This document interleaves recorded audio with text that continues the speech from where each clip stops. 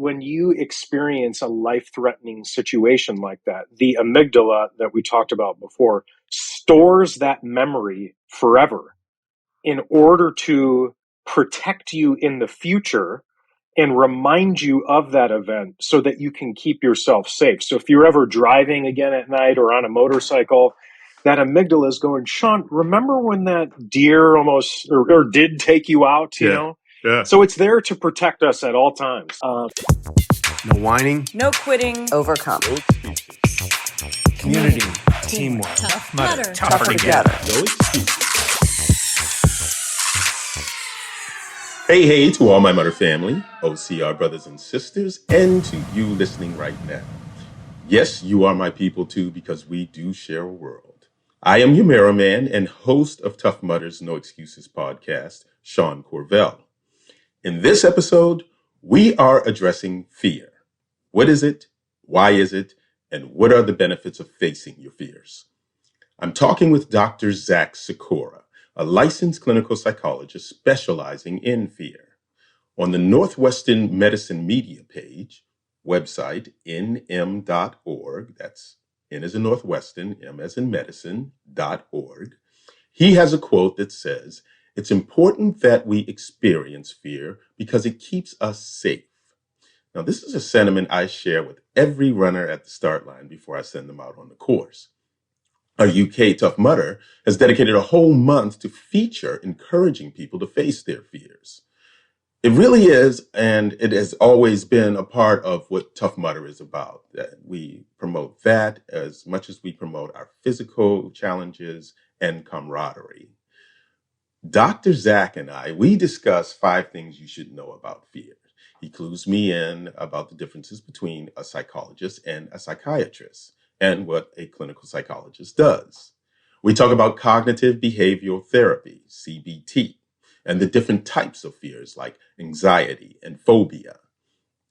One of our most popular quotes at Tough Mudder, which I call Craig's motto, is, "When is the last time you did something for the first time?" In this episode, we talk about that quote and other ways to cope with your fears. Here is my conversation with licensed clinical psychologist and fear specialist, Dr. Zach Sikora, on No Excuses.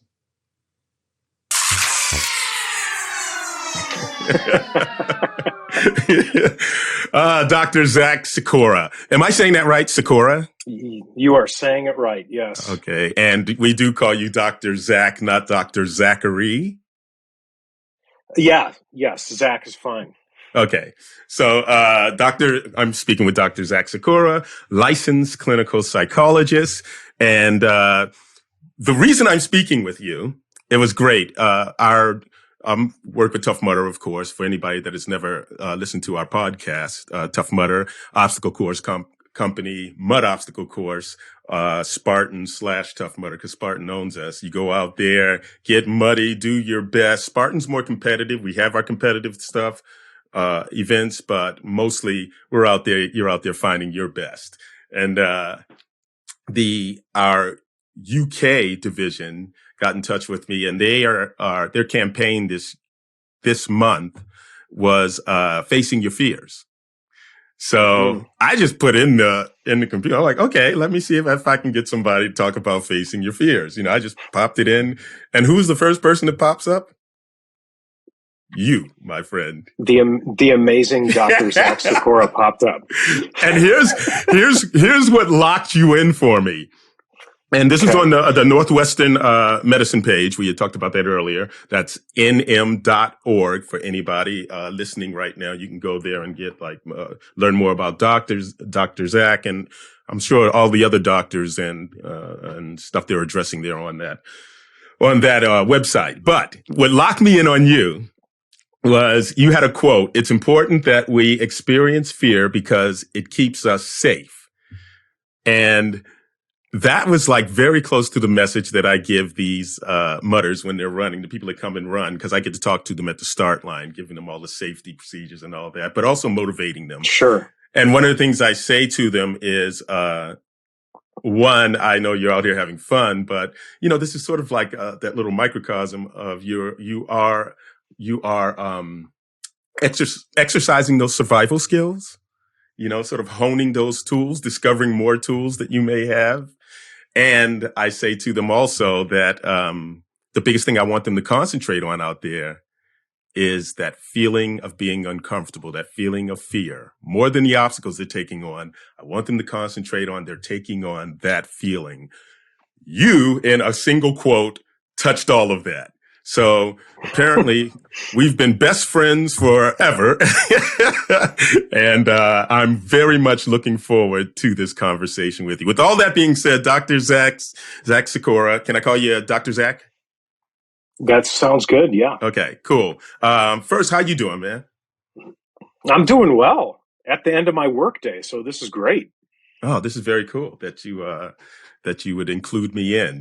Usually people get off work. Absolutely. It's yabba dabba do. Yeah, you want to get home to the kids, to the family. Where are you right now? In a suburb of Chicago called Huntley, Illinois, northwest suburb. Awesome. And I saw, do you have an office there? Yes, got an office here in Huntley attached to a hospital here in Huntley. Yeah. So if anybody, after we get done with this conversation, if anyone wants to get in touch with you, just drive to Huntley from wherever you are and randomly just knock on doors eventually. Yeah. This actually is my office. That's the therapy couch right there. So that's nice, man. That's super. I like that. So you're a licensed clinical psychologist, and for this conversation, specializing in fear. You're my expert in that. So that's what this conversation is mostly going to be about. But I went to the website and just to get some of the frequent questions out of the way, because once again, I represent all idiots in the world. What is a clinical psychologist? Good question, because we often get lumped in with psychiatrists. Nobody really knows kind of what we do, but a clinical psychologist must hold a doctorate in clinical psychology or a related field. And we are trained to diagnose, assess, and treat mental health disorders, simply put.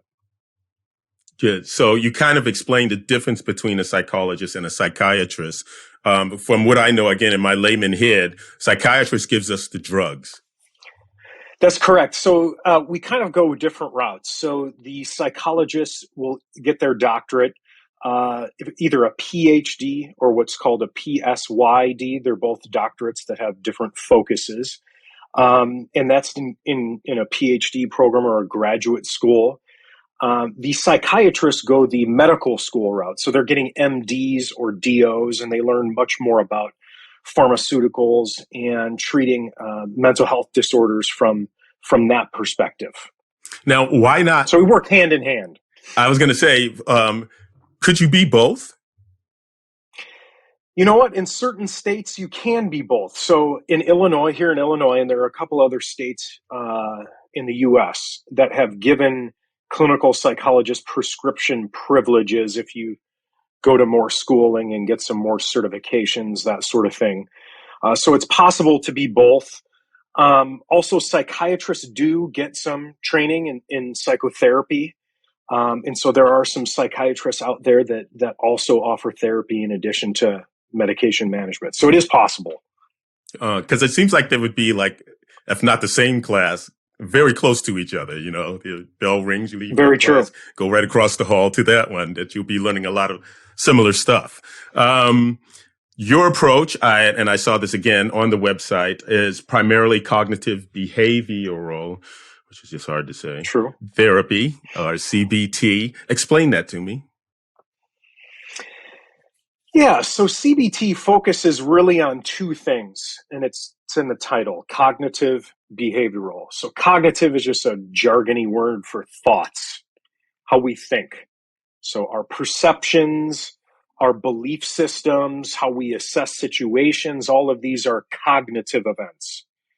And the behavioral part is anything that can be observed, behaviors. That's pretty simple and straightforward. So what this means is when we're examining psychological dysfunction, take anxiety, fear, as we're talking about in this discussion, we're looking for cognitive events We're looking for thoughts, belief systems that might be supporting that anxiety, that might be supporting that mental health problem.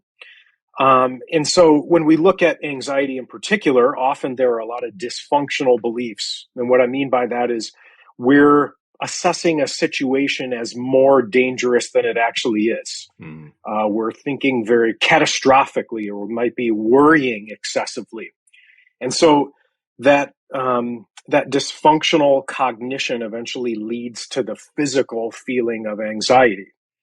The behavioral part of that, whenever we're anxious, we behave in usually 3 different ways. So number 1, we just straight up avoid whatever makes us anxious. And when we avoid, that brings down the anxiety very quickly. So for instance, say you're anxious about flying, and you buy that ticket and you get to O'Hare Airport and you're getting ready to get on that plane and you're panicking, and then you say, what, screw it, I'm leaving. As soon as you leave O'Hare Airport, that anxiety dissipates, right? It goes away. So avoidance. And then there's distraction. Distraction is when we fill our time up with something that allows our brain to focus on that, whatever that thing is, instead of the problem at hand, the anxiety or whatever that might be. And so, we live in an age of cell phones that keep us very distracted, or we might be workaholics, or, be consumed with media, that sort of thing. And the third behavior that we tend to engage in when we're anxious is reassurance seeking, needing somebody else to tell us we're going to be okay. And that might, result in excessive, asking of questions, or needing somebody to tell us that we're going to make it, we're going to be okay. So when we look at the thoughts, we look at the behaviors in therapy, we try to reduce those behaviors to help people face their fears gradually. And we try to help them challenge those catastrophic and dysfunctional thinking patterns. When you say that, especially the second two, not so much flying and all that. Maybe I can substitute flying, but I'm like, me. So this is in general I'm assuming and hoping, this is in general with all of us. Oh, absolutely. Behavior. And I mean, yeah, absolutely. I mean, this just happens on a micro level, not just, on a disorder level. Anytime we're anxious about something, we'll avoid it, Yeah. And I feel like you just described procrastination for me, all of those were my tools to, like you said, not think about what I'm really need to be doing right now. That was my excuse. Yeah, exactly. If I don't want to craft that email, I'm just going to push it off till later. Yeah.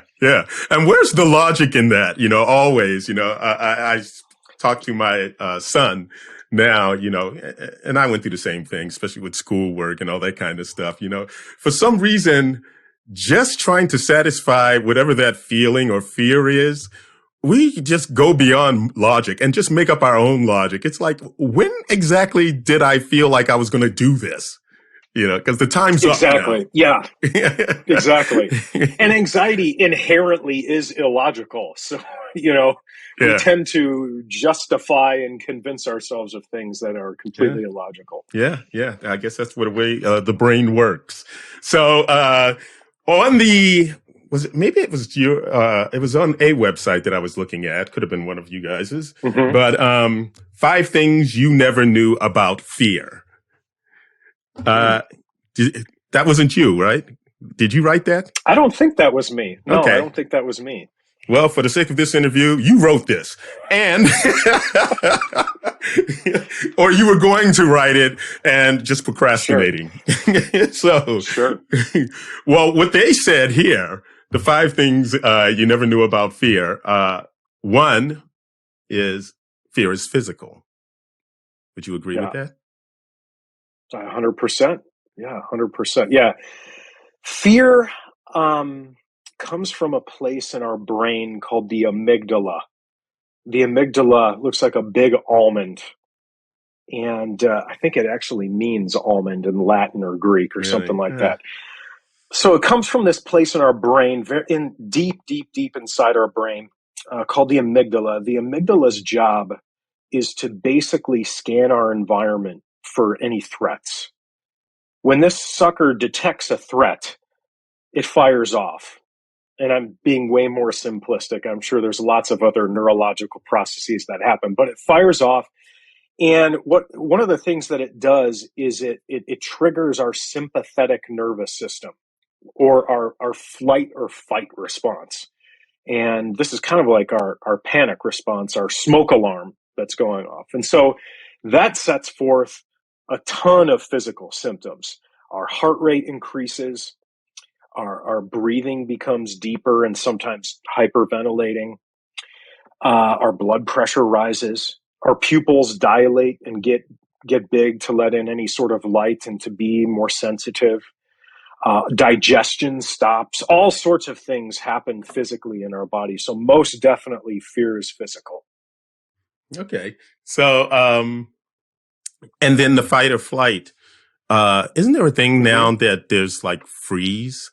Did I hear that right from somewhere? So there's three things absolutely. Actually. Yeah. If you think about it, when you're driving down a road at night and there's a deer in the center of the road and your headlights hit that deer, what do? They freeze, right? They're in shock. We as humans can do the same thing. Yeah. See, that was my problem on the motorcycle. I was riding during the day, not the night when they would freeze. Because you're laughing. A few years ago, I'm on my motorcycle on the highway doing about 60 miles an hour. And a deer, just when I was coming off of a turn on the highway, a deer pops up by the guardrail. And I had just enough time to say, don't do it. And it was almost like he tried to chest bump me, just jumped right into me. Yeah. And so I'm rolling and tumbling and the mind, you might know about this too. It was like my brain just slowed down. I mean, my brain sped up, but everything else slowed down because I remember tumbling and I remember certain thoughts like, I remember thinking, wow, I was thinking, oh, I should start sliding, maybe instead of this tumbling, and then I remember coming back after flashing all these thoughts thinking, wow, I'm still tumbling, man. This is going on for a long time, but it was like everything just sped up inside my head, and finally I stopped tumbling. I'm very fortunate, and I say this to anybody that's riding bikes and riding motorcycles and all that. Gear up, y'all, because I got lucky, man. I got very lucky. No injuries to the spine or neck or anything. My hand was broken, and my fingers got a little jacked up, and the minor burns right there. But other than that, when I was lying there out in the street in the middle of the highway, that was the first thing I thought, because whenever we come up on people that have been in any kind of collision, the first thing you say, don't move. We don't know what the injury is. So I'm lying there in the middle of the street, cars coming each way. And I'm like, okay, wait, my neck feels fine. Back feels fine. Everything, I'm moving.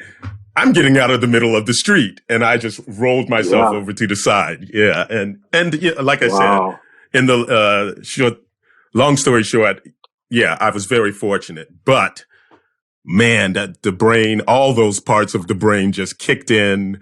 And I feel like I remembered where I lost that Little League glove when I was 12 years old. It's like, that's where I left it. Oh!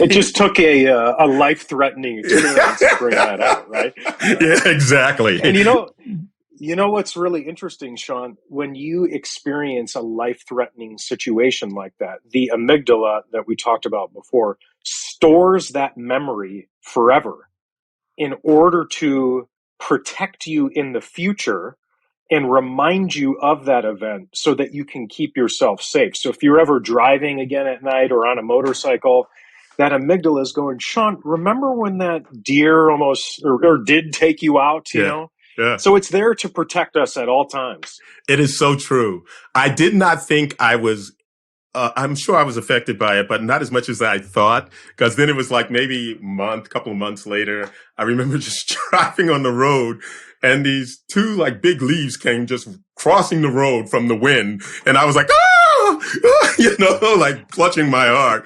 Or when I see deers now, all of a sudden I see deers everywhere.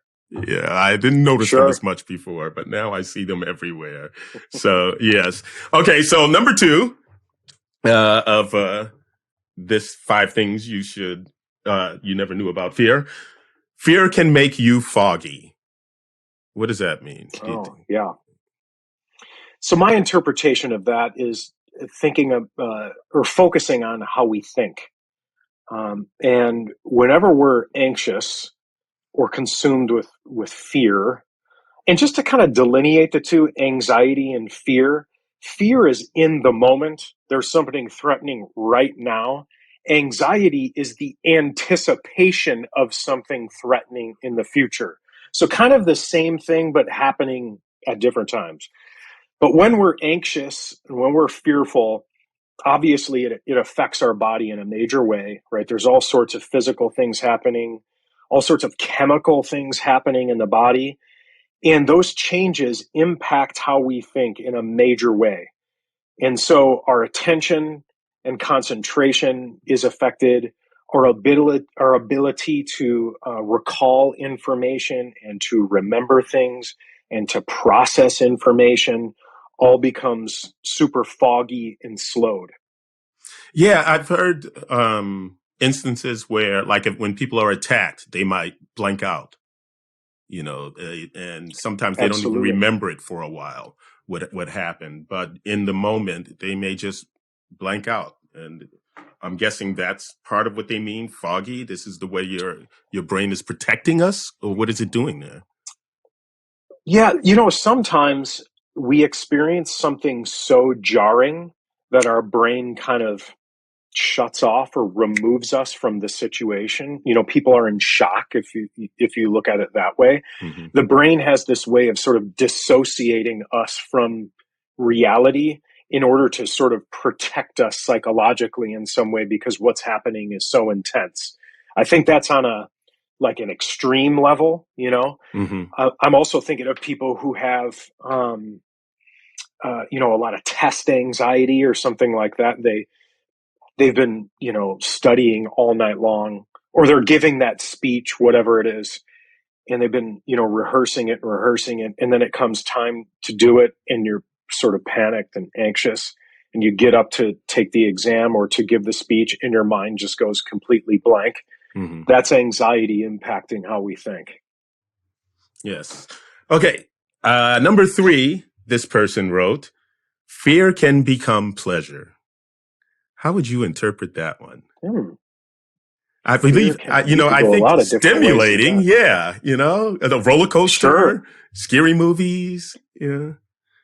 Absolutely. I think when we're knowingly engaging in a behavior that we know is going to be fear-based or kind of pseudo-threatening to us, but we know it's not a real danger, Mm-hmm. that it's really going to hurt us. I think that it can be stimulating and exciting in that way. Yeah. So watching a scary movie, or like you said, roller coasters, or even skydive. I guess skydiving it is actually life-threatening if it goes wrong.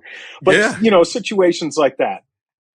Yeah. Almost like if the more life-threatening it is, maybe the more exciting or exhilarating it is, Absolutely. For these people that are Absolutely, junkies. for sure. Yeah. Number 4, fear is not a phobia. Yes, that's true.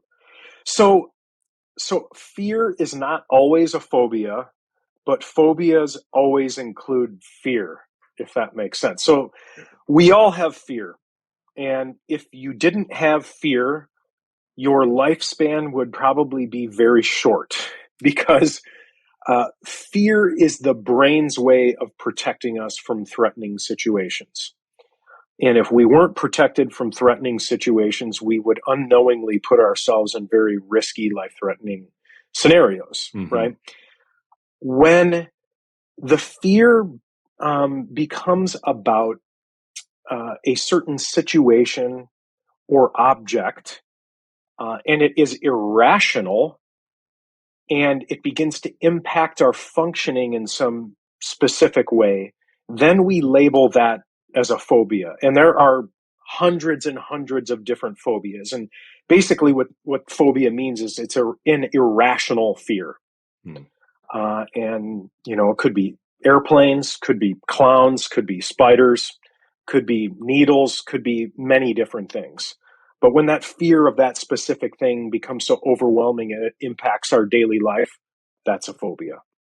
Is that something is phobia something that you only get from experience? That's a really good question. Some researchers believe that certain phobias are more biologically tied than we might once have thought. So the fear of heights, take that for instance, it seems rational that we would be afraid of very high places because if we fall from that place, we will die. And so researchers think maybe through an evolutionary adaptation perspective, as humans, we have biologically developed this phobia or natural fear of these sorts of things. Okay. So now, 5, the final one. Mm-hmm. And you kind of said this, fear keeps you safe. Although it doesn't feel that way, fear definitely keeps us safe. Yeah. And just to reiterate what I said before,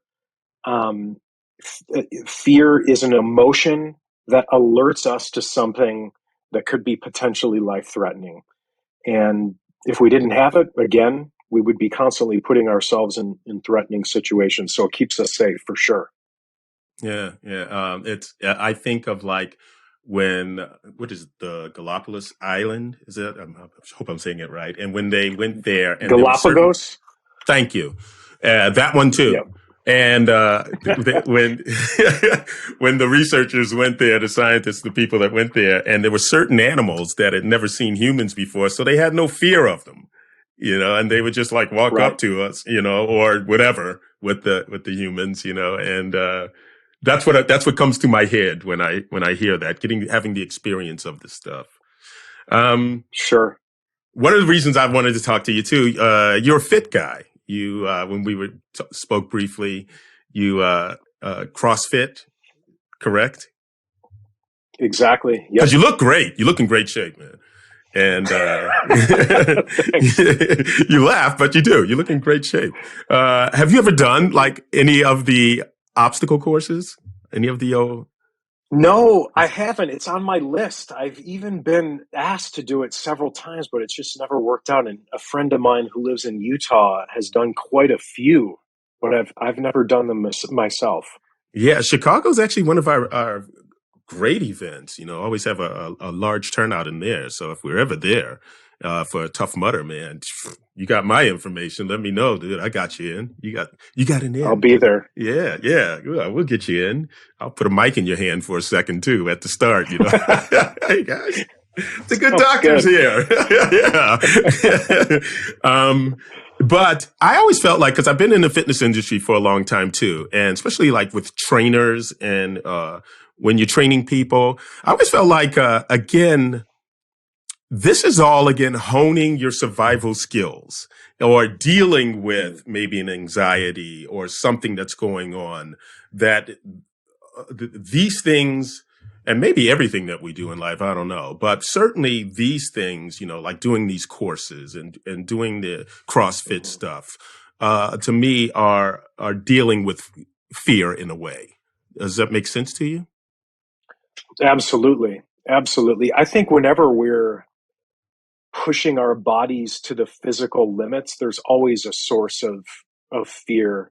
And also when we're engaging in physical competitive activities, even with other people, I think our egos also produce fear sometimes about what people are going to think or how we're going to be perceived. So I think fear is a big component for sure. Yeah. And again, one of the things I clicked on you with, and I live in Utah. That's where I'm talking to you from right now.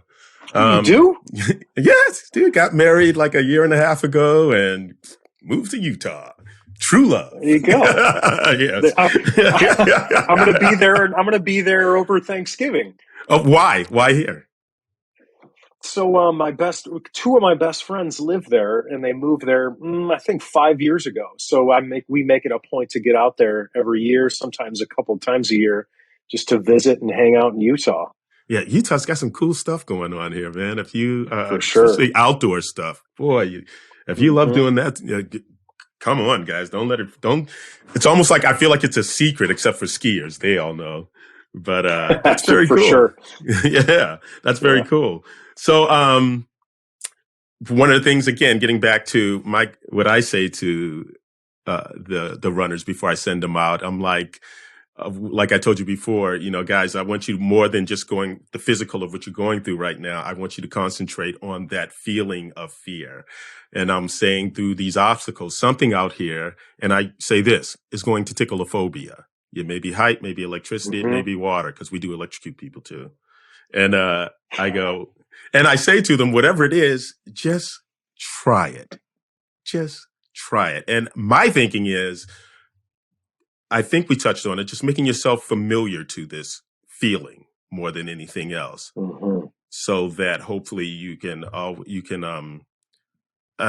function in a more like we had said before, a logical way, no matter what's coming at you with that feeling.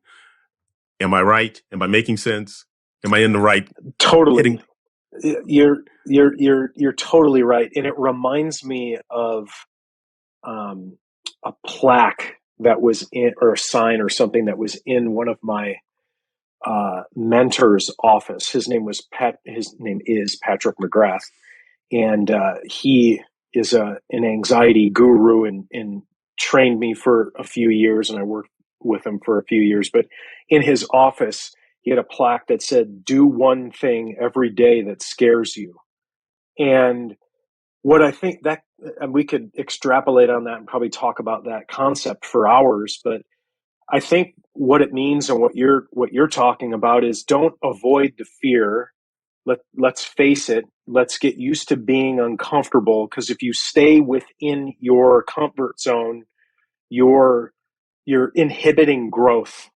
And once we start facing fears, and once we start doing things that are uncomfortable, our comfort zone expands, and we continue to grow as people, both physically and mentally. So I think you got it right on. Yeah, and it's funny, we were talking about, we were saying before, like there's the immediate fear. It's right here in front of your face. You got to deal with it right now. And then there's that fear, and I think you said that might even bring on the anxiety of the future.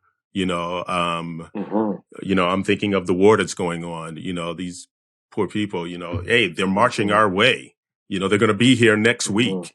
That kind of, or like you said, a test coming up. And are they different? Are those two different things? Yeah, so anxiety is, fear in the present moment. That typically is something that usually is kind of threatening to us in some way, right? So, for instance, say you're in your car and you slam on the brakes because you see red lights in front of you, like that. That's an actually threatening moment. You could get in a car accident. You could get hurt. You could die, God forbid. But that fear in that moment is indicating that there's something threatening. Anxiety, on the other hand, is future oriented, as we talked about. And I think the statistic is that in a given year, about 19% of the US population will experience an anxiety disorder, meaning 19% of our population is going to be diagnosed with an anxiety disorder, which is pretty significant if you think about it. That's people who are diagnosed that actually go to a professional. Think about all the people who aren't going to professionals for the diagnosis. It's a pretty huge number. And so with that in mind, the idea of anxiety, this fear of a future event, is pretty significant and pretty prevalent. And you mentioned war and some other things. Unfortunately, I feel like we're living in an extremely unique time where it feels like there is a lot of threat in the future. And there are a lot of things that people can worry about and think about what might happen, what if. And so, yeah, unfortunately, I think that's a really prevalent thing now Yeah, more than ever. yeah, and almost like I guess cognitive behavioral therapy, the CBT thing you were talking about, and make sure I'm getting this right. That when you're working with people, are you giving them another way to think about what it is they're dealing with, another way to interpret it? Is that what you're doing in that sort of therapy? Yeah, I think in a sort of distilled down version, that's what we're looking to do. And anxiety can be about so many different things. And so what we're helping people to do is to first identify and recognize what's the source of your anxiety. You know, where's it coming from? How did it develop? Right. And Hmm. this all helps us understand what sort of belief systems does this person have that perpetuates this anxious thinking. And then we help the person then to build healthier, more evidence-based thinking patterns that lead to less anxiety over time. And then it seems like with fear, the bottom line with fear is pain or death, Mm-hmm. a discomfort of some sort. And that fear, it's almost like, can we just eliminate that word? Can we just call it a survival mode? Because doesn't that what we're doing every day? It seems like we're in survival mode every day. There's just that stress when you open your eyes, when you wake up, it's like you're carrying that gravity of, I got to survive today. I'm going to have to eat eventually. I'm going to have to, yeah. Yeah. True.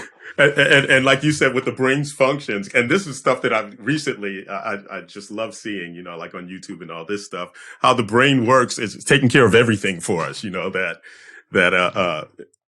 don't worry about it. I'll do the whole breathing thing for you. You just keep walking and and doing your natural thing, working, whatever you're doing. I'll handle that. And certain other things that we do. Exactly. Yeah, that we're not cognitive of. But so, can we eliminate the word fear in this society? Good luck. I don't think that that's possible. Because you know why? It's one of our basic human emotions. And I don't think, because it serves a purpose, I think it's going to be hard to get rid of. I see your point though, Sean. I just think it's a hard campaign to sell. Yeah, yeah. And I feel like I've said it before, just go goofing off on stage, doing stand up. I do stand up also. That fear and sex, two powerful drinks at the Life Bar. They really influence Oh, our behaviors too, and you can see it. well, You see it in advertisement. You see it in our politics. You see it in all these, a lot of stuff that we're sort of people looking to control us with. it, and I don't even think you probably know this, but Sigmund Freud, who was was the father of talk therapy. He wasn't the father of psychology as a whole, but he had a theory that our brains unconsciously are motivated by sex and aggression all of the time. And those are biological drives. So you're kind of hitting on a philosophical concept Yeah, yeah, that's Freudian in nature. yeah. Because I guess you don't have to use the word sex. You can say pleasures. I mean, You could. food. Mm-hmm. And some of these pleasures are again made pleasurable. So make sure we do it. We gotta eat. We gotta nurture the body. Right. Sex. Survival. Yeah, yeah. We gotta procreate. Keep the species going. Sleep feels great, man. Yeah, helps the body, helps us too. All of those things. So maybe he just stopped with sex, but it just seems like all those pleasures Yeah. are part of it. Psychosomatic disorder. I've heard of this. Explain this to me again in layman's term. So psychosomatic disorder is kind of a broad term that points to disorder where people evidence physical symptoms, and it could be any sort of physical symptom, could be nausea, could be neurological symptoms, that its basis is usually some sort of underlying psychological problem that is sort of under the surface. And because it's under the surface, it's coming out more in physical symptoms than emotional symptoms. Yeah. So I guess to just to give a brief example of that would be somebody who goes to their physician because they're having headaches all the time. And, the physician does an examination and, the labs are coming back just fine and like blood pressure's okay. And, for all intents and purposes, medically, the person is fine. But once they start talking, it's evident that there are some problems maybe in the person's life, in their marriage or something like that, that haven't been verbalized yet, but have been bubbling under the surface that's sort of creating these symptoms. Disorder, when you tag the word disorder onto it, it sounds like it's unnatural, that you shouldn't have this. And I feel like, and maybe it isn't, when you see athletes before they're about to start whatever event they're doing, and then some of them will throw up, always, or even performers, you get that feeling in your stomach, that nausea feeling, you may throw up, butterflies, we might call it sometimes. Is that the same thing? It's similar. It's certainly, so I think what you're describing there is sort of the buildup of the anxiety before something, this intense anticipation of something that leads to this physical reaction. And so in a sense, it's sort of the same thing. It's that medical or that physical representation of an emotional event that we're feeling. Yeah.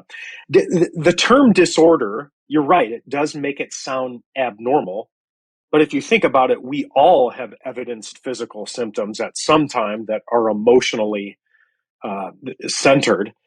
Mm-hmm. When we say disorder, that mainly refers to when that experience becomes when it impacts our functioning to the extent that it lowers our quality of life and we are not able to function. That's where we sort of deem it as a, quote, disorder. And again, as a layman, when I hear the word disorder, it stops at there's something wrong with me. So now I'm going to isolate myself from other people. I don't want them to see this or know this about me. And I heard you say when I was listening to you on YouTube, when you were speaking with someone about actually with these sorts of problems, it's good to talk to people. It's good to relate to people on this stuff. Yeah. I mean, newsflash, there's something wrong with all of us. And we oftentimes and historically have hidden this, particularly men. We're sort of socialized to hide these things. And I actually listened to one of your previous podcasts with the dude that was a runner whose father completed suicide. And he talked a lot about, I forget his name. I apologize. No disrespect, but I forget his name. But we've sort of historically been socialized to not talk about this, and that stigma it's not just on men. It's sort of with everyone and across cultures too. For some reason, emotional problems we see as unacceptable. It seems like it's much more acceptable to tell somebody that you have a physical problem, a medical problem, than an emotional problem. Even though, like I told you earlier, 19% of the United States population is diagnosed with an anxiety disorder in a given year. And that's just anxiety disorders. There are lots of other ones too. So is it good for us to talk about it? Absolutely. Like you mentioned, when we feel like we're abnormal, we have this natural tendency to isolate. And that's shame. We feel shame that if people figure this out about us, then they're not going to like us. They're going to reject us, whatever it is. But if we can openly talk about this stuff, then we destigmatize it, doing things like this, and that's a really important thing. Yeah, I think people like yourself are doing more of that now, where again you make us lay people out here feel like, okay, well, maybe it's not just me, and I don't have to be ashamed of this, especially you hear this. It seems like there's been, I don't know, to me, there's been a real push with it, like with the depression and people committing suicide. Kevin Betts, I think, is who you were talking about. He's a gentleman. Yes, that's it. Yeah, runner out of the UK. But what you guys do very well, people like yourself, again, is you do sort of get that word out there that, hey, guys, you're okay. This is something you can survive, if that's the right word. So how do we survive this? How do we cope with these things? What's your advice? Yeah, number one, we have to recognize that there might be a problem. And that's really difficult for us as humans to do, because we like to justify it as being something else.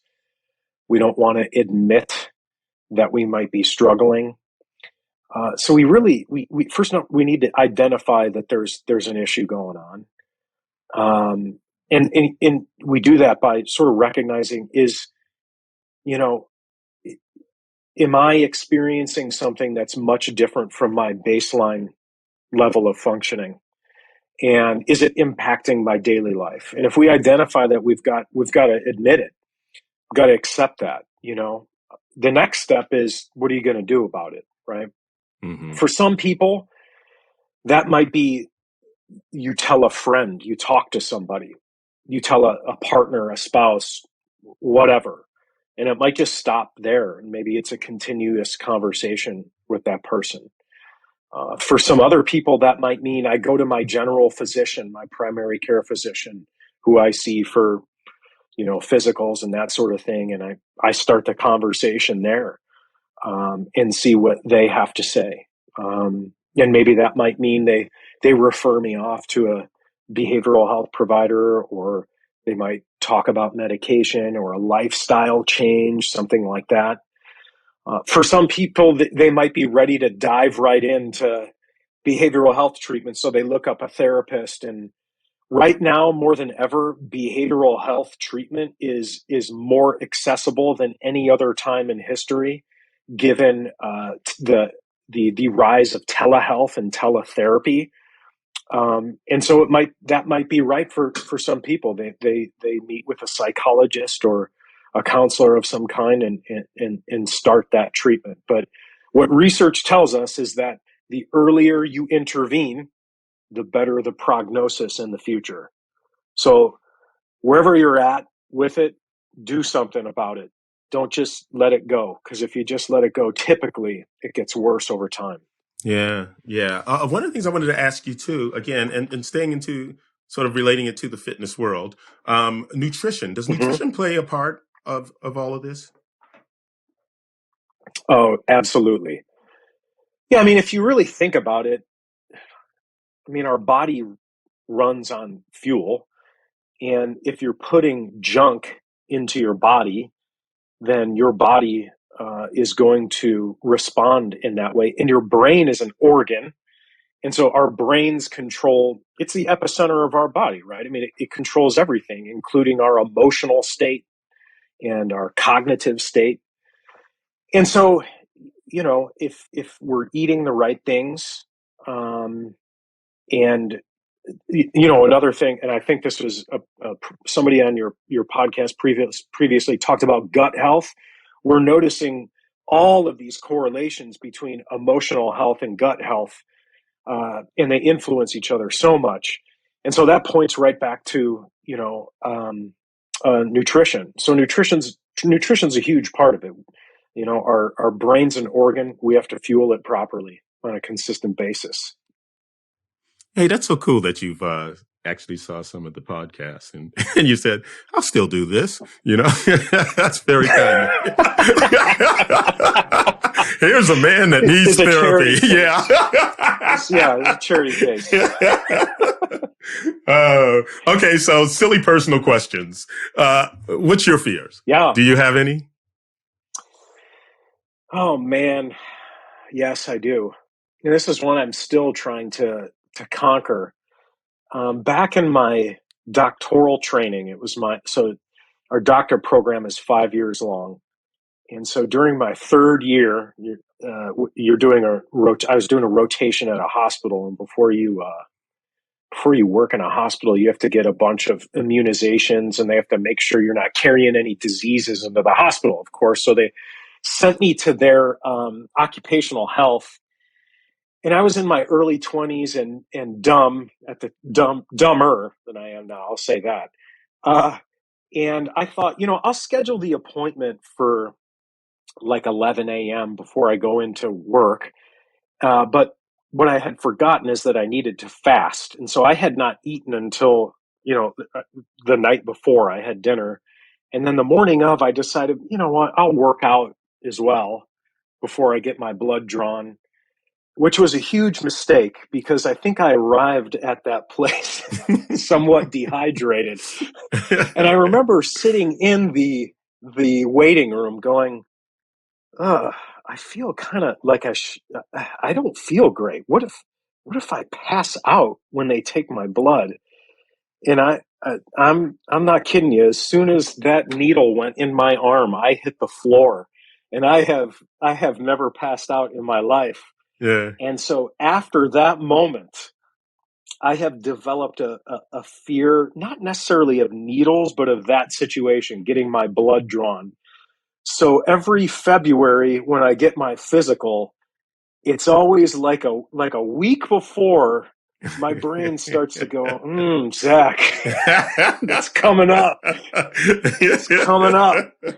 Yeah, so getting my blood drawn is a fear. I'm not a great flyer. Mm-hmm. I do it several times a year, but I'm kind of that person, like, if there's a little too much turbulence, I'm starting to look around and white knuckle it and stuff. But yeah. Those are two of my main ones. I always like to too. I'm always curious about my guests of what was little Zach like? Where did little Zach grow up, and what was life like that got little Zach to say, you know what, I want to be a doctor, a psychologist, So let's go back. Where'd you grow up? What was life? What kind of kid were you? I grew up in the northwest suburbs of Chicago, really close to where I'm at now. I grew up in a middle-class suburban life. My dad was a truck driver. My mom stayed home. I played a ton of sports. I was outside constantly. I was riding bikes all the time. Played soccer. I had a lot of friends. I liked school. Early on, I could tell I was pretty academically focused.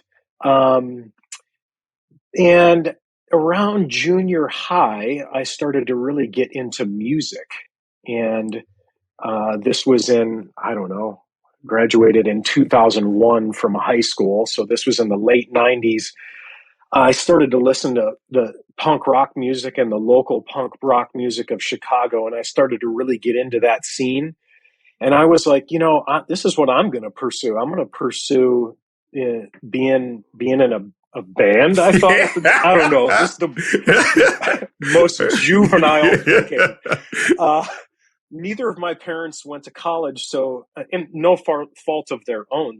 They couldn't guide me. And living outside of Chicago, there were some cool art schools. So I was like, I'm going to go to art school, and live in the city with my friends. And I got there, and the school itself was wonderful.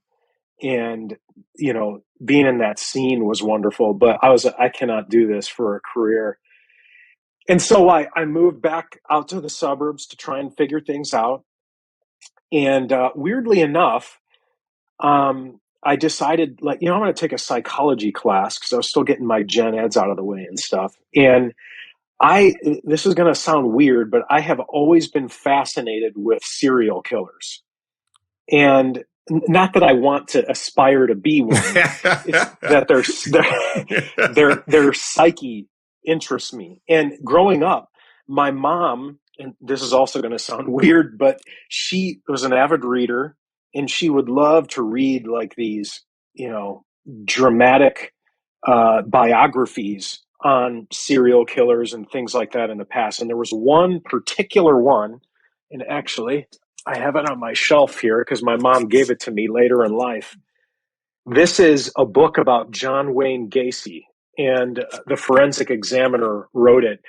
And I remember thumbing through that as an adolescent, just being like, whoa, like what makes a person do this?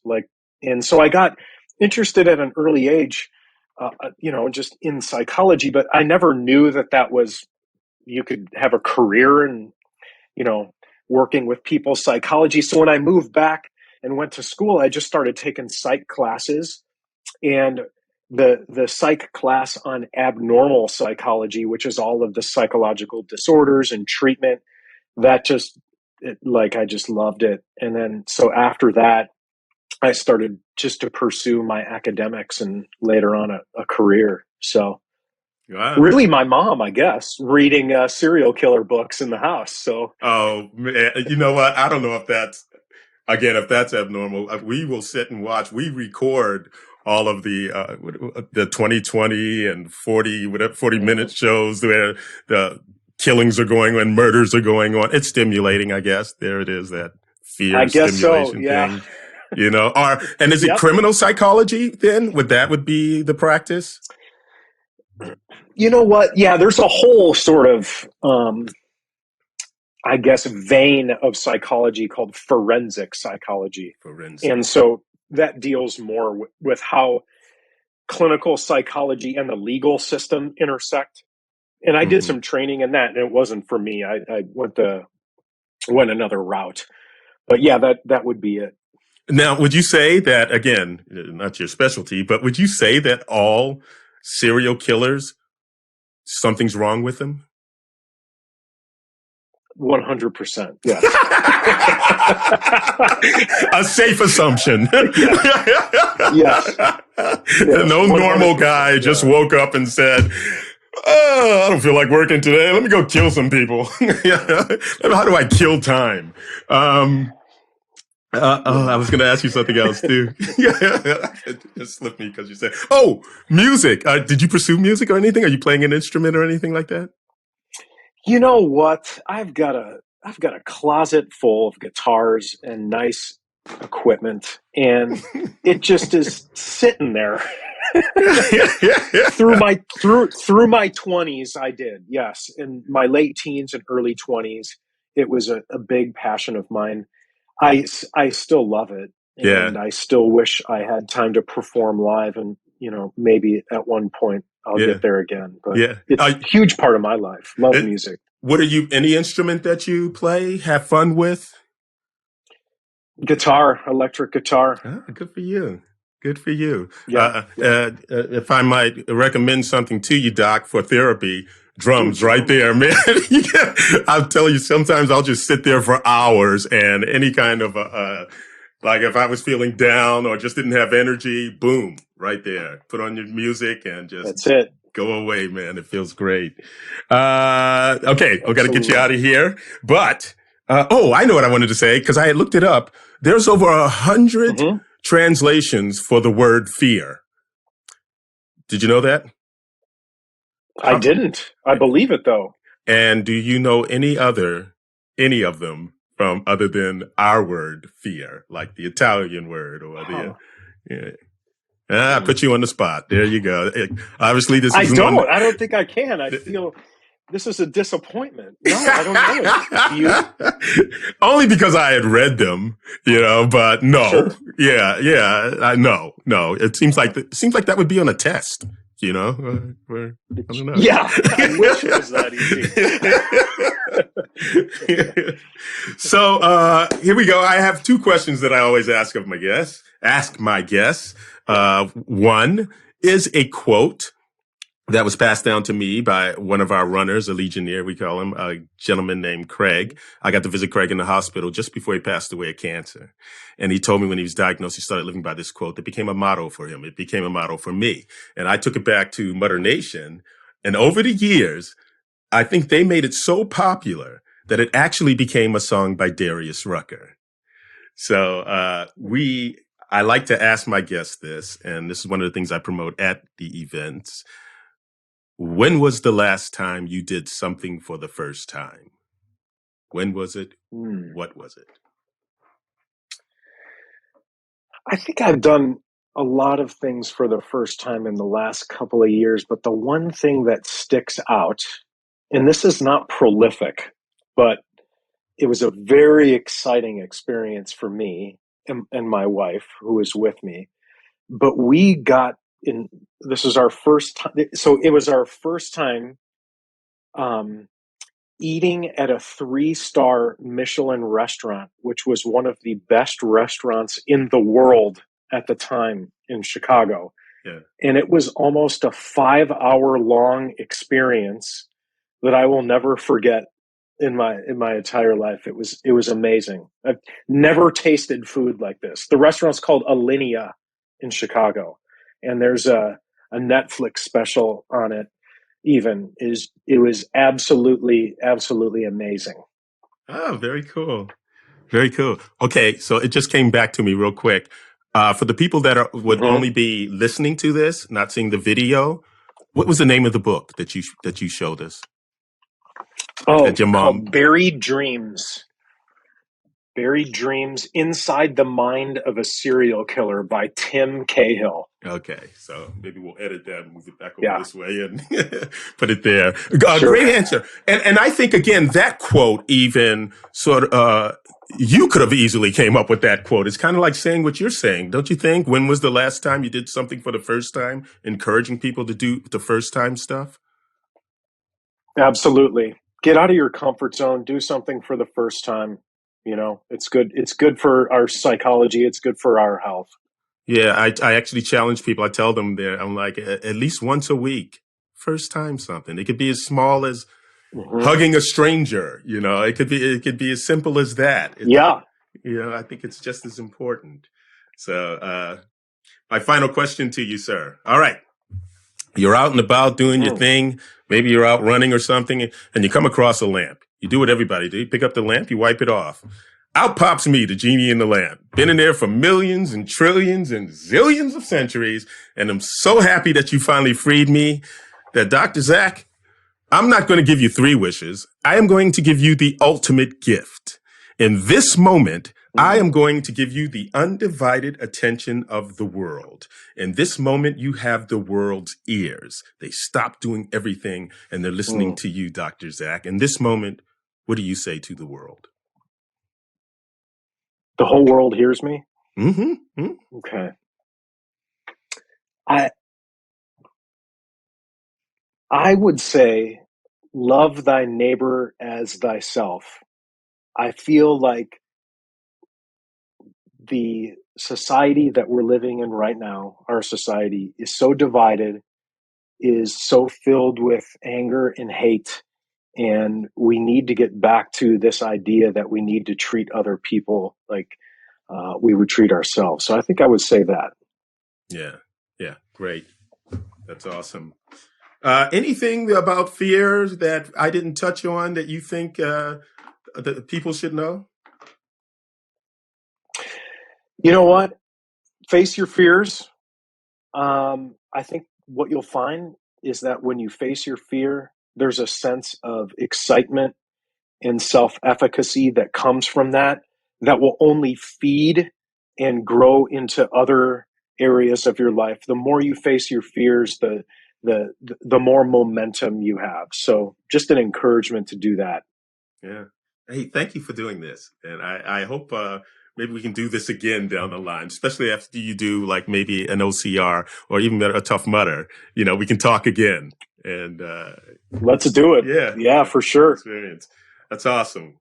Dr. Zach Sikora. You can find Tough Mudder on Facebook and Twitter. That will be at Tough Mudder, or on Instagram, also at Tough Mudder. Please remember you can find this podcast, No Excuses, on wherever you listen to podcasts. Guys, subscribe.